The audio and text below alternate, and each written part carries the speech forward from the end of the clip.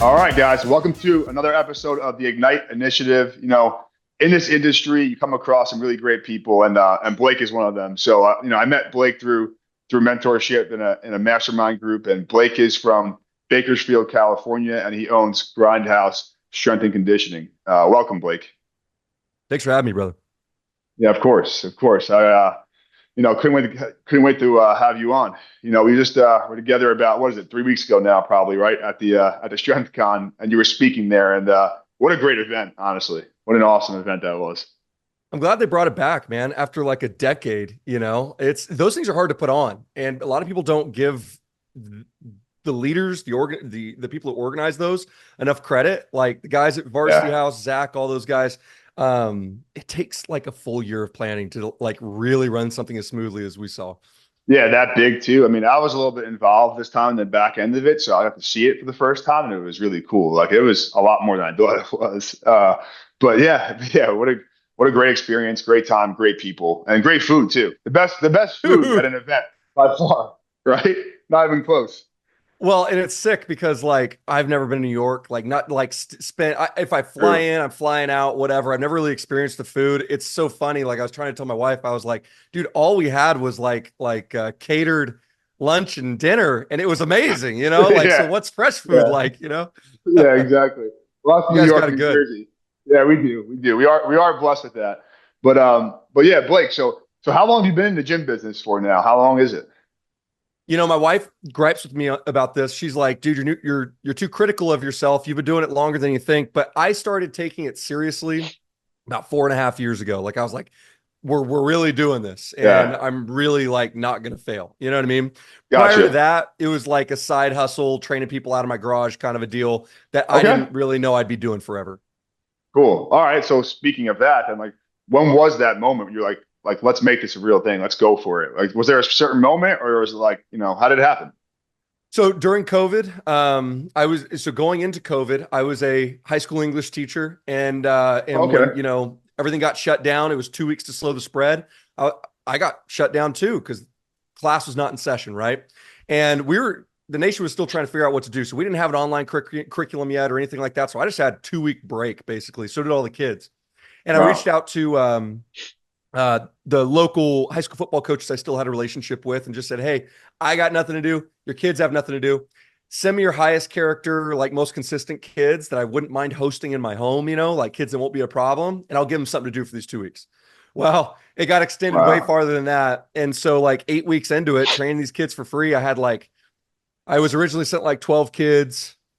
At week 8, I had like 21, 22, and from different high Holy schools shit. now and from different sports. And they were just bringing buddies because everybody was bored. And I was like, all right, well, we better retest. So we did. And, I was just using stuff through my own self-study, being a college football player and just having a slight interest in the weight room. I was one of those guys, probably you can relate to this, like probably more of a weight room guy than I was I was a better weight room guy On than I the was on the probably a field. football player.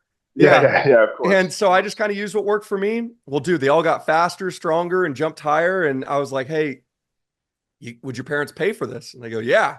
So we got a warehouse, and I mean, I'm a kind of risky, edgy dude by trade. I'm super charismatic. So like I'm a talker, dude.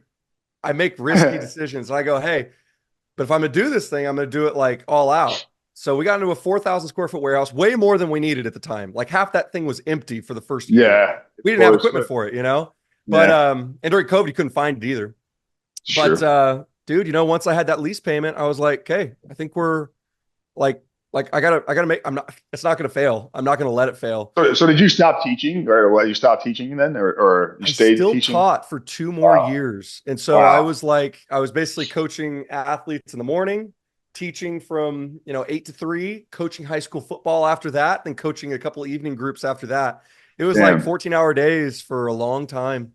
Wow. But I didn't get out of teaching until it was 2022. I had a speaking engagement in Atlanta and talking about coaching, actually, talking about gym ownership. And so I was on the plane ride home and I was reading. Have you ever read Stephen Pressfield's book, Turning Pro? It's on No, my but book. I've heard of that before It's on though. my bookshelf back here somewhere. His Dan whole Dan Dan talks about that a lot. Dan talks about that a it, lot. Well, Steven's one of Zach's best friends, and Okay. they're super tight. And so, like, if you know Zach, you've heard of Steven Pressfield. And the whole premise of this book was like, we've all got things in our lives that are distracting us from what we're really called to do, from what we're meant to do, right? And I'm Truth. reading this, and he calls it the shadow man. He's just a good writer. He uses metaphors and stuff. The shadow man is just like this romanticized version of he's just a dude that's like he's vying for your attention. He's trying to like pull you away from like where you're supposed to be 30 years from now, right? And he's going to do everything he can to distract you from that. And I'm reading this, and I'm going, I think this is teaching because I got a gym Yeah. business that's like exploding in front of me. I'm still working 14-hour days, and I'm getting invited to go speak about what I'm doing in the gym world, not teaching. So which one do you think is my calling? You know? And why are you saying that with teaching? Because it's like the right thing to do. It's more secure. It's a real job, right? Like that's in your head probably, right? That's that was in It's my head too. stable. You Yeah, know? you know this, dude. No one looks at gym owners and goes, "Wow, that's a kick-ass entrepreneur. That's a business owner." No, they're Yeah, like, dude, that's a hobbyist. It's a weekend warrior. They're just like winging it, going paycheck, paycheck, because that's the norm. And exactly. and I was like, no, like thank goodness, I had good examples of like longevity from guys like Zach, right? I had the Varsity House crew showing me that hey, a small private gym can become what it is, Yeah, and all this stuff. And my frame of reference in Bakersfield, we're a little bit behind everyone else because we're kind of isolated geographically. yeah, And I was just seeing these other dudes do it nationwide, and I'm like, why can't I do it? Why not me? exactly. And the rest is history. That's really cool. That's a really cool story. So you really only been at it like full go in like 2 years. That's pretty crazy, Blake, because you guys, I won't say numbers, but you said your best month. That's pretty crazy that you're that far ahead right now. What you guys are doing right now as a business, and you're at only 2 years, really, really taking it full time. Well, what's So gross is congrats. like I don't I don't see it that way at all. It drives my family nuts. I'm like, dude, I'm looking for that next thing takes to 60, 70, 80, whatever. Yeah, And exactly. it's cool, but it's like you and I played football, it's like cool, you got a sack or you got a pancake block, whatever. It's like Yeah. on to the next play. I'm just okay, Exactly, you exactly. know. And well, listen, that's a good thing about like, I mean, I think football taught me that.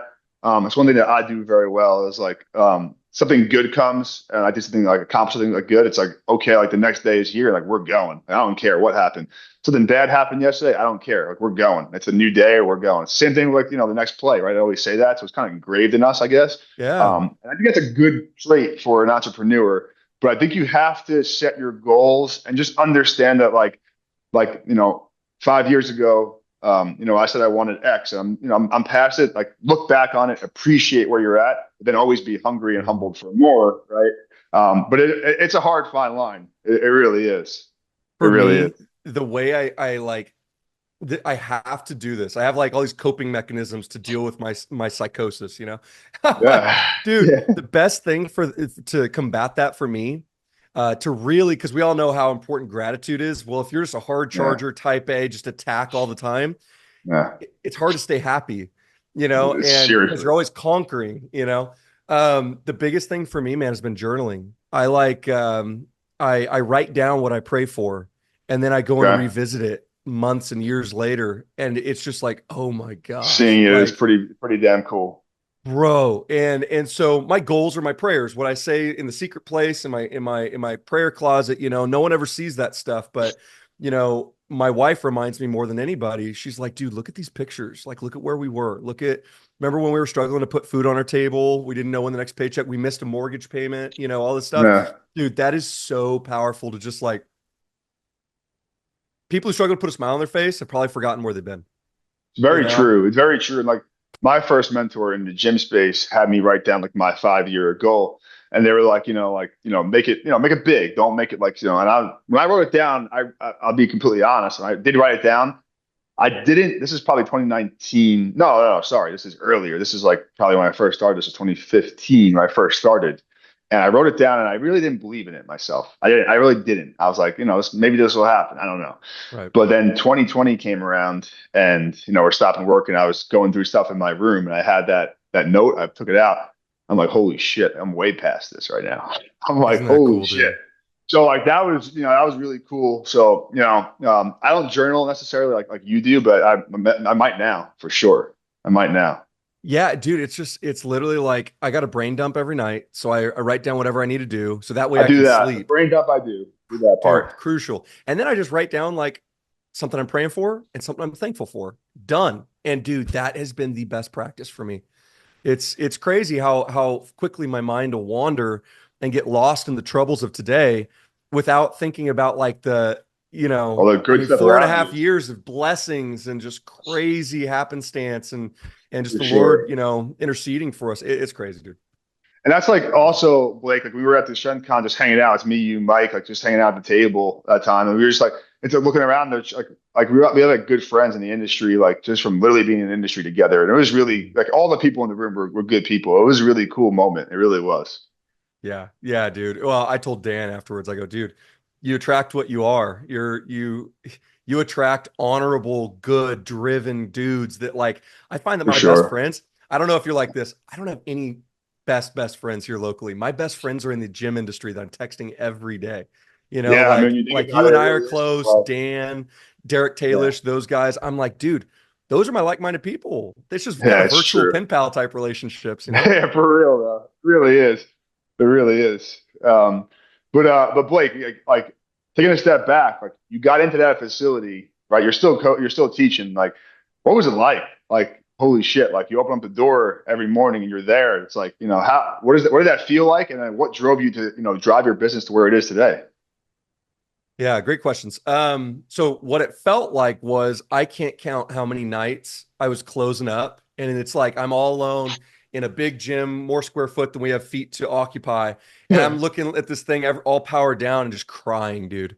Just like who would have ever thought that like I could make basically my favorite hobby, like my career, and not only that, create careers for my friends, Yeah. impact all these people's lives. Look at our Google reviews, the crap that people write about us and stuff. Like it's honorable. And I can't take credit for any of that stuff. Like again, I thought I was meant to be a teacher. I had to literally be like plucked out of that and placed in something else. What most people call happenstance. The Lord just knew. He ordered my steps. It's Yeah, so and freaking clear. it's crazy. Maybe you're just meant to help people, right? That's how I look at my like journey, right? Just helping people. Because starting out with the gym, we just help people, get their results and do all that stuff in another gym and help those people. And now with Ignite, like we're literally just helping gym owners. Like we love doing that. We love helping people. I think it's just where it comes down to, right? I mean, Yeah, dude. And everybody says that. Like I'm sure every coach that you interview to step into either of your gyms and coach, you're like, why do you want to coach? And they say, well, I just want to help people. Well, you still have to give them an outlet and a platform to do that with, to for use those sure. talents to reach others. And again, I didn't like I was given mine. Teaching and coaching are the same freaking thing, right? So Yeah, like yeah, I was a good teacher. That makes me a good coach. I have a little bit different perspective on it, but yeah. it's they went hand in hand and I'm so thankful for where we're at. Now the second question was like why what made me want to level up, something like that, take it to Yeah, the next. yeah, yeah, So dude, it's just I'm super competitive, bro. And yeah. honestly, so I spent 8 years of my football career, so basically like my sophomore year of high school through my last year of college, training at a private strength and conditioning facility. It was a speed and strength place. And, um, you know, most of human hurt comes from like a spirit of rejection, like some way, For form, or real. fashion, whether it was real or not, being spurned by somebody, like even if it's just your perspective of a situation, but you can be wrong, but you feel like your dad rejected you as a child. Think of what that does Yeah, to a young man, woman, right? yeah, Long story short, I had a little bit of that from the place I trained at because I was there forever. Because my dad raised me to be a guy that he's like, dude, if you're going to do something, you're going to do it 100%. You can't be 1 foot in, 1 foot out. If you're doing it, yeah, you're in. If you yeah. ever like have a sliver of doubt, you're out. Just stop because we'll stop paying money for it. But they were super supportive parents. They're like, if you say you're going to do something, you're in, right? Hmm. So once I started training, there was no way out. And when I started those first like 4, 5, 6 years, dude, I was a late bloomer. So I wasn't very good at football, just being honest. I was a Yeah. tall, skinny kid. And I really didn't start like growing into my body, like really kind of blossoming into the athlete I would become until maybe like junior, probably more like senior year though. And dude, Okay. this facility I was at did not give me the time of day until I started getting awards. So I was kind of just training on my own in silence in the corner. I wanted to be friends with everybody. I'm still charismatic and all that stuff, but you know how it is. Of Like course. the nice guys, usually not the cool dude. You know what I mean? No. And I hadn't No. really proven myself in football yet. And so then the awards started coming in, the all league, all area scholarships, all that kind of stuff. And then they're like, hey, you want to train with us kind of a deal. And I accepted it happily. Like I wasn't bitter or any of that kind of stuff. But when it came time, when I had my own gym, I go, that's not going to be the culture here. I think that Yeah. we should actually pour more attention into the bench warmers because those guys will be our posters. Those guys will be our freaking mascots. And it's so much more gratifying to take a 5 or sorry, maybe like a 4 and turn them into a 7 than it is to take an 8 For to a 9. sure. Kid that's not playing any minutes in high school and now he's playing. Like that's awesome. You know what I'm It'll saying? probably Stuff like change that that kid's is, life, yeah, for sure. you know? Confidence wise. Yeah. We've seen it. We've seen it. We've coached these kids. And it's funny you bring it up because Coach Frankie at RAF, who's, helping you guys out a little bit, he was Mhm. saying that you were telling him that the way you run your sports programs, like everybody's in the same group, same age, all the ages are in the same group. Correct me if I'm wrong here. That's Mhm. what he told me, right? And he said that like you guys, like the older kids push younger kids and they're all in the same group together and they're just kind of going with each other. And Yeah, that's dude, cool. it's not like, and here's the deal, like you could I could right now make an argument that we do it the wrong way. We should have junior high school, college groups, and like separate everybody. And we'd probably be able to market it easier. We'd probably be able to fill those seats easier, all that stuff. But I'll be Yeah. honest, my first influence in this industry was freaking Louis Simmons.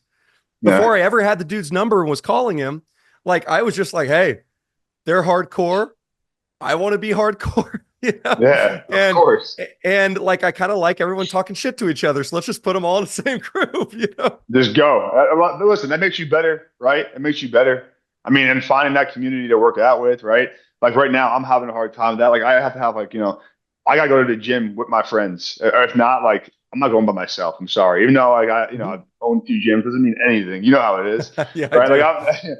I'm, like we grew up with that. Like, football, like there's people Right. pushing you, you're yelling at you, competing with each other. It's hard for now to go into like a weight room by myself and just work out. It I really know. is. I know, I dude. can get a workout in, but it's not going to be a good one. I'll tell you that much. It'll be better if I'm with you. Dude, So 100%. And one of us would get hurt eventually, but yeah. yeah, probably yes. But that's cool, Blake. So like, so you're in the, you're in there helping people, and you love the X's of and O's of fitness, right? And strength and conditioning. Now, with that said, there's a business side to it. When did you first like start seeking business advice from people and mentors, things like that? BOS, all that. Yeah. That's a great question. So I first called Dan in like 2019 and I was like, dude, Okay. uh, I need help. I'm in the garage, but like the natural essential, I was barely smart enough to know that most garage gym owners eventually get into a warehouse, right? They're not going into a Yeah. retail space or opening studios. They usually get a warehouse first, right? And I go, these guys have the coolest warehouse I've seen. That's still kind of grunge, but very like nice, professionally run and all. I'm like, okay, so these are the guys. So I picked Dan's brain like on 1 or 2 calls, and he invited me to BOS back then. And I was like, oh, dude, $1,000 a month, too expensive. Well, bro, that was not expensive in hindsight. What was expensive was If you later. can go back, you can go back in time. You probably would have signed up then, right? Well, my first mentor was actually, yes, 1000%. Because Keep going. Keep you going. and I both know it pays for itself, you know? Exactly. So I ended Yeah. up going with like a half price option in Ray Zingler, who was amazing for me because he was running a full blown business, 60 to 80 athletes out of a 2-door garage. So I was like, okay, this Okay. guy is where I want to be, you know? And, Yeah. and Ray was awesome for the season he was in my life. That was phenomenal. But dude, what was really expensive was later on in 2020, I linked up with a guy. I'm not going to say any names. A lot of people listening to this might know him. Um, uh, I spent a collective. I was with him for about a year and spent maybe like $70,000 for Yeah. piddling results. That's expensive, That's So super like, expensive. so what's funny is like when I'm building out my gym, I'm like, hey, I want all Rogue, Sorinex, freaking, Eleiko, whatever, buy right, buy once kind of a deal. But I wish I would have started with that same mentality with mentorship, True. because it's just Good point. personally Really good point. in my defense, I don't know if you were like this. The first bit of like accelerated success I had, um, I felt pressure where, like you said, most people they're like, oh my God, I have 100 athletes in the blink of an eye. I'm going to sit on my hands and just enjoy it for a little bit, you know? No, Yeah. dude, I was like full steam ahead. Let's keep the momentum going. We have the rest of the facilities in town. Like I literally have my foot on their neck. Let's crush Yeah. them. You know what I mean? Yeah. That's just, I'm Yeah. kind of aggressive, you know? No, I And hear you. dude, putting money into Facebook ads and shit like that when we weren't really ready for it, what happened was my back end systems did not match the momentum we had on the front end. Yeah. And so for every body that walked in the door, we had a body leave, you Of know, course. and that's why I obsess about retention now. That was like my start in the industry. The first 2 years, I was like, why are we not growing anymore? Because we like grew by 800% in the first 2 years, and then it just slowed to a halt. You know what I mean? And so I had to figure out how to actually be a business owner, how to run a team, how to hold people accountable, how to Yeah. create systems that work. And so since then, man, I've always freaking paid for mentorship. It like I usually have multiple mentors, and I like picking from different industries because they have different, perspectives on how to run or how to get a healthy P&L, and it's been really, really fruitful. Yeah, and it can accelerate you too, right? And like you said before, that Dan and Joe attract those like-minded people. So like the value obviously is Joe, Dan, and Adam, in the group mentoring, but also the people around us in the group, right? It's like every day I'm hitting up somebody in the group, asking them a question. They're asking me questions, back Yeah. and forth, and that's the power of these groups, in my opinion. 100%, man. Yeah, I actually really look forward to like Friday check-ins, right? Just because hearing other people's issues and stuff, it's kind of edifying in a way. You're like, oh, we're all dealing with the same stuff, Yeah, it's like but thank God. someone in here has fixed it, and Yeah, I'm that's eager to true. talk to that person. You know what I Yeah. mean?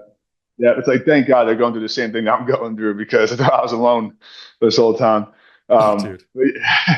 but that's awesome, Blake. So like, what do you think like from 2022 and on now to here? Like, what was the biggest like change you made besides leaving your teaching job that really made your gym excel? Over these last couple of years. Like, what was there one moment, one thing you did, or staffing? Was it like what was it? It's That's a a tough really question. good Might question. I not, it mean, might dude, not be one thing, right? I can just We know think that. I can think of 100 ways I failed, Yeah. and each man, my staff actually get annoyed with me because I'm always changing things. I'm always tweaking. And Same so here. Same one of here. the best things that I've had to do in the last like 6 months is just like take a step back. It was actually me getting injured. I had this horrific leg injury and got cranked out of everything. And I go, well, I can't medal like I used to. It stressed me out at first. And then I saw the fruit of that, just letting him freaking go. You know what I mean? Yeah. And giving him more responsibility, be like, hey, I'm gonna check in with you once a week and I expect growth. And dude, they just if you have the right people in the right seats. So I think to answer your question, the two biggest ones, like tactically, the things that I would suggest that made the biggest difference in my entrepreneurship thus far have been number one, hiring better people. Okay. Yeah. And becoming a better leader. So it's kind of like, I don't know. Hiring is really like, to me, I think it's like we talk about client journeys and client life cycles. I think of coach life cycles as well, and leader life cycles. And it's my job to, if we're always, the internal marketing, the stuff that we're doing, our retention plays for our members, we should be running retention plays for our coaches and staff as well, keeping them happy, right? Making sure that their needs are being met, making sure that they feel fulfilled and that they have a Yeah. stable job and they're not 100%. waiting paycheck to paycheck. So when I'm telling people like how Grindhouse is different, trying to recruit staff, the number one thing I'm telling them is that I can give you a career. This is not a stepping stone job onto another Yeah. thing. And Yeah. so it's hard to build when you've got a revolving door of coaches. And let's face it, quality control is going to be really bad. You're probably always going to be like begging them to do the right thing. So it started with hiring the right people, keeping them better. And then like on the client side of things, attrition's normal, but especially a gym that's very heavy in athletes, attrition's Yeah. like our worst enemy, right? I'll be honest. I freaking spent another $80,000. If you knew how much I spent in mentorship, dude, you'd vomit. In November of last year, I got with a guy who was he does like digital marketing for like Fortune 500 companies, like Forbes list companies. And I said, "Can you run my Facebook ads for me?" And he goes, "Yeah, 100%. It's not what he enjoys doing. He's like more of a consultant now." He goes, "But I'll run them for you." And I said, "Okay, cool. Can I double my investment, pay you double to teach me how to do it along the way?" And he goes, "Yeah."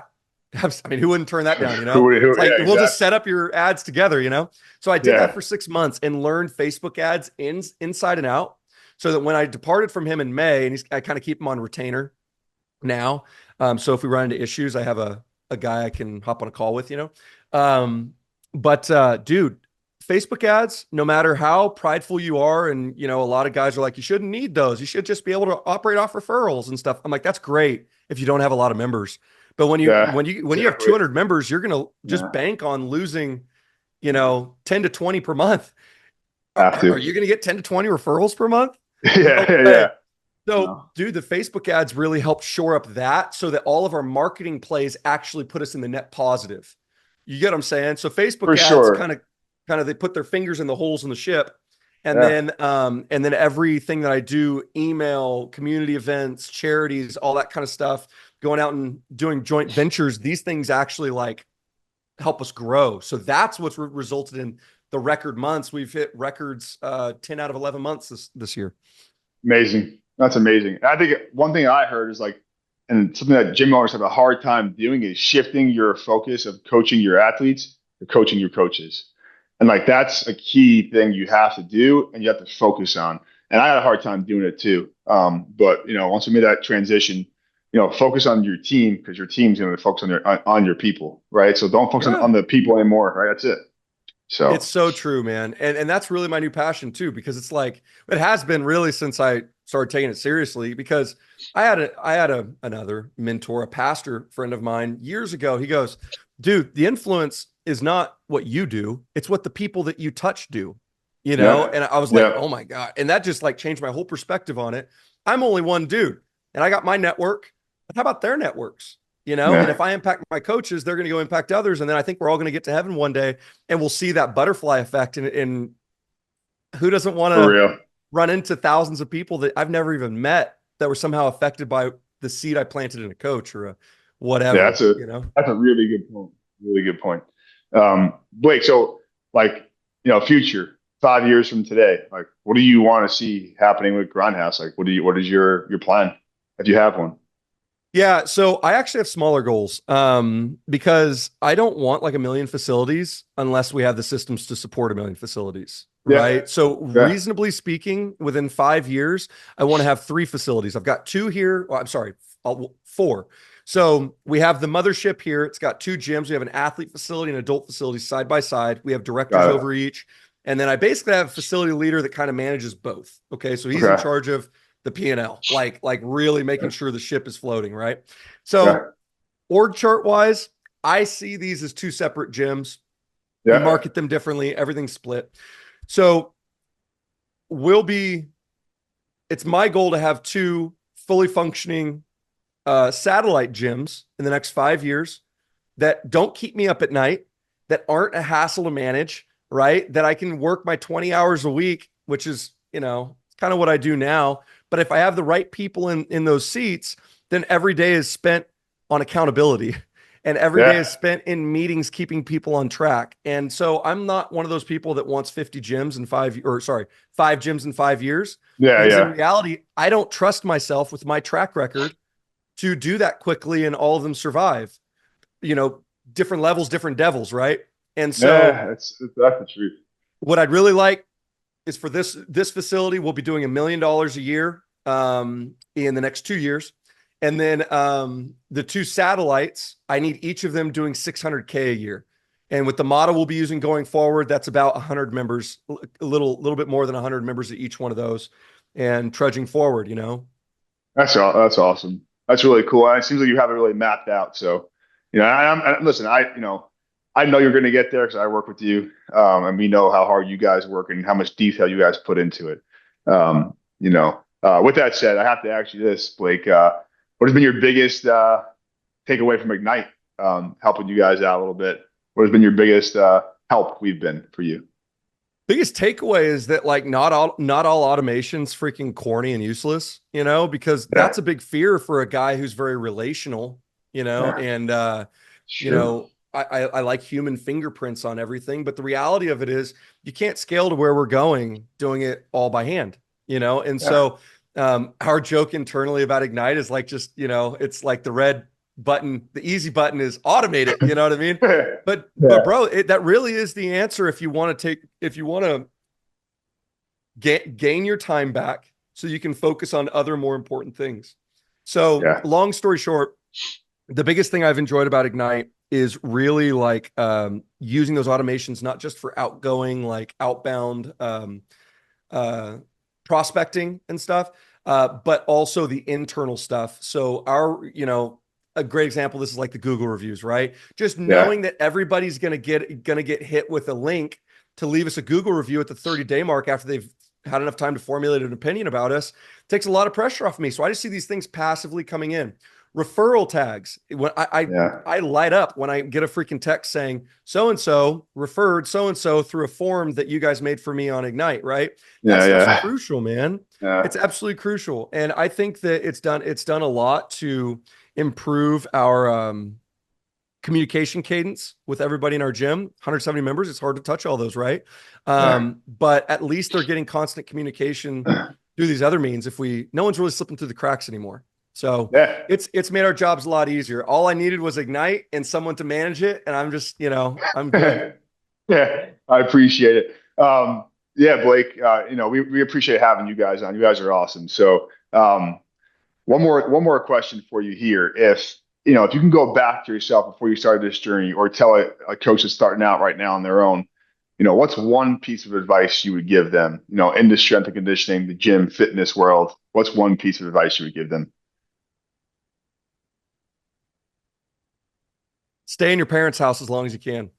You know, Yeah, it's it's like that. We say that all the time with the kids moving home from college. yeah, Like why yeah, do you have pressure? Like if you got parents that freaking, they're like they're not those 18 and giving you the boot kind of parents. You know what I mean? Like most yeah, aren't, at least in my experience. And so yeah, it's the same principle with opening a gym though. Like all these guys they're in a rush to take on a lease. And yeah. I'm like, dude, do it in your Why? garage. Go Yeah, get a freaking she shed or something. Like there are a yeah, million ways you can do this, or just train people out of another private gym where they just charge you a booth fee or something. Like be like budget your business for real. because, like I said in Jersey, I see way too many coaches. They spend so much time digging into the X's and O's, and my bookshelf. Like I'll put my programming expertise against any coach I know. Like I very much believe that I can solve any problem, right? Mhm. And I can work with high level, low level, whatever. But I'll be honest, none of that shit matters. Uh, New coaches should spend their first year freaking poring over the X's and O's, reading all their West Side triphasic 531, whatever. Figure out the methodology you of like course. basically round out your product so you have like testimonials and reviews and stuff. But once you have those, like after that first year, toss all those books out, go grab marketing materials, go pay for mentorship, go do what you got to do. But from there, it should be okay. I need to grow this thing now. Like I've got proof of Yeah, concept. Now let's multiply. And so the staying in your parents' house kind of thing, I'm just like, dude, live below your means for as long as you can and stack up those bands for as long as you freaking can until you have to move out. Because I see too many gym owners making rash decisions and yeah, just flat out being miserable. We know this is the number one fastest failing industry in the world. Gym owners come and they go. And I saw a stat the other day, 9 out of 10 gyms don't sign a second lease. that's It's crazy. it's bizarre, dude. So it just tells you Wow. there are too many people getting into this because they like working out, not because they want to be a good business owner, you Yeah, know? And so my advice is this. The product's important, but man, you got to figure out how to scale it and how to get people to want it. Basically all these people in your city that don't know what you do, fix that yeah, problem. You know what I mean? And exactly. then get into a bigger space when you outgrow your current one. That's really great advice, Blake. So if anybody, the listeners, want to reach out to you, what's the best way to reach out to you? I got two Instagram accounts and they can email me too. So my Instagram is Blake Burnard Coaching, Bernard with a U. And then the gym is Grindhouse_SC. House is spelled HAUS.